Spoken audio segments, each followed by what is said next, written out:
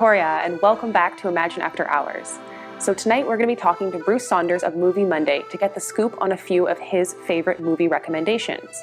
These are his pandemic picks. Bruce has been hosting Movie Mondays at the EMP Theatre for over 26 years, a time for folks to gather, watch a free movie, and have thought-provoking discussions afterwards. So let's go ahead and get started. Hello. Hello, hello. Hi, Laurel. Here I am. Hello. Yeah, so before we actually talk about the films, I did have a question. I'm curious about your passion for film and mental health, and how did you come to tie those two things together? Well, I have a mental illness. I have bipolar disorder, and I was in the Eric Martin Pavilion, as many of us are who have problems, and they gave me a lot of help there. But what I realized was there was a theater downstairs, and I thought, this has potential. This has got capability. And I was getting quite frustrated with the entertainment on the ward, too. It was really haphazard. There was two big televisions at either end of a big room, and different programs on each one. And it was like cops, and it was, where you vote them off the island and that. Like Survivor. Yeah, Survivor.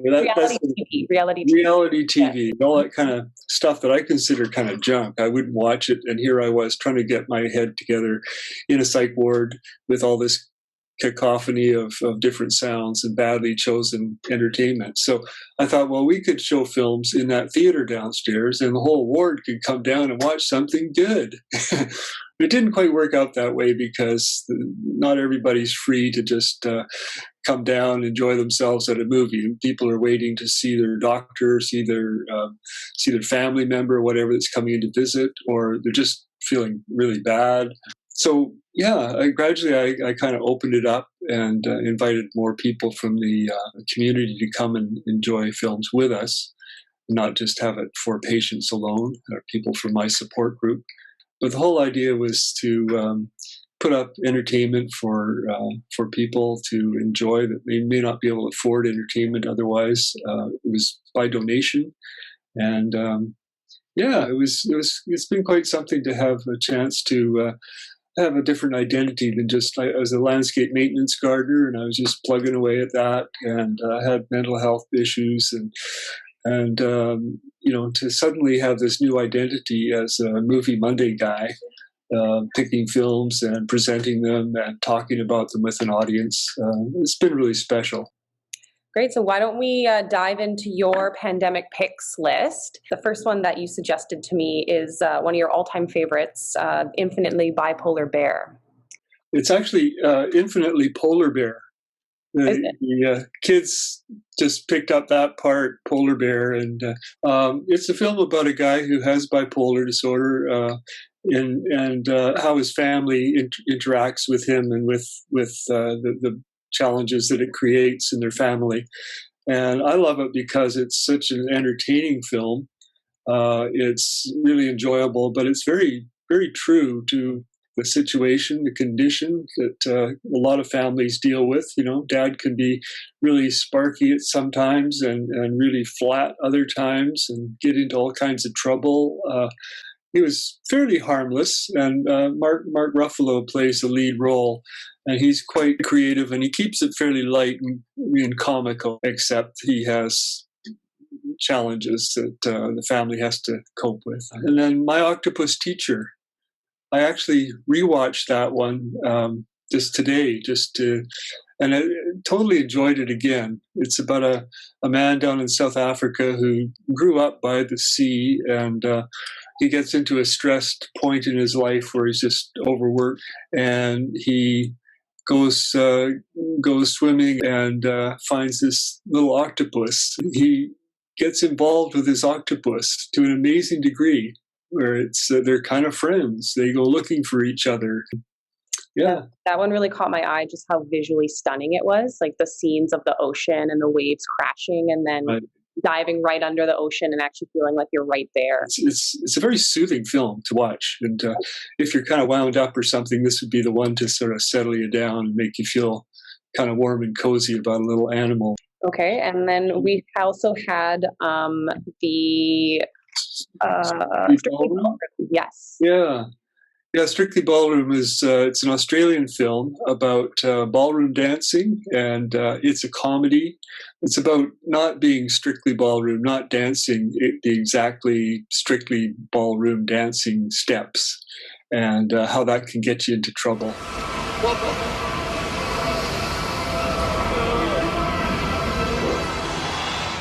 It's just so colorful, and like, when I first saw it, I just said partway through, I said, "This is the best 5 minutes of a film I've ever seen," and it just kept on getting better. You know, it's just so colorful and lively and funny. The overacting, Yeah. is perfect. Fran! Weren't you? There's no time. Do you still want to dance with me? The fourth one on the list is Chomavision, and this is a film that I made myself. It's a documentary, and it took me 25 years to make it. A man living with bipolar. This was an artist, an old fellow. When I met him, he was maybe 70 years old. I just got to know more and more about him, and he got more and more fascinating, the stories that he told. And he was an inventor and a cartoonist, and drawing and painting these really lively lightning blasts of color. I'm out here and painting or working on the driftwood, sanding it or whatever. And just think, if I finished all of these and I didn't have the ability to do this anymore, I lost it. I'm dead. I can't live anymore. I can't live anymore. I went through a couple of editors before I found this wonderful guy that helped me make the film come to fruition. And he, as I was starting to tell a story, said, "Well, what is bipolar? You know, you need to explain this for people. They might not understand it." So that opened up a whole lot more work.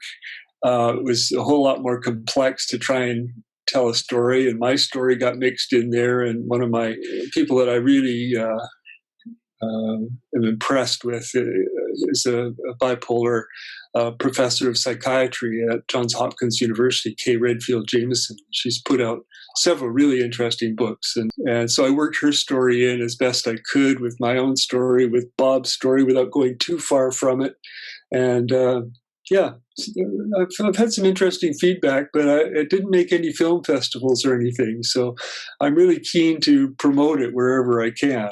But that one I put up for free to watch for people online, so you can source it there, because I want people to see it. You don't make a film just to put it away in a box and say, "Well, that was good, you know, that was fun," or "that was hard."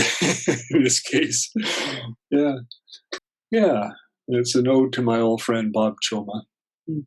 The last one is Matador, and this one, it's a bit of a challenge. You look at the box. Here's the box, and there's flames on the top, and there's people holding guns, and it looks like it's going to be really hard to watch.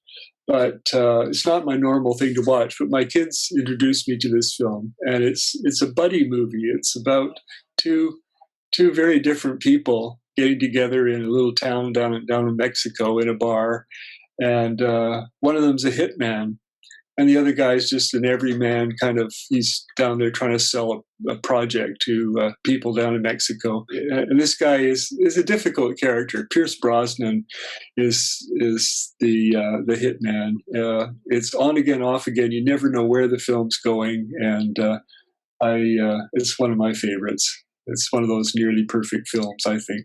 Yeah. How did you like it? I thought it was hard to get into for sure. Like the main character, the hitman, he's hard to relate to, like to have empathy for.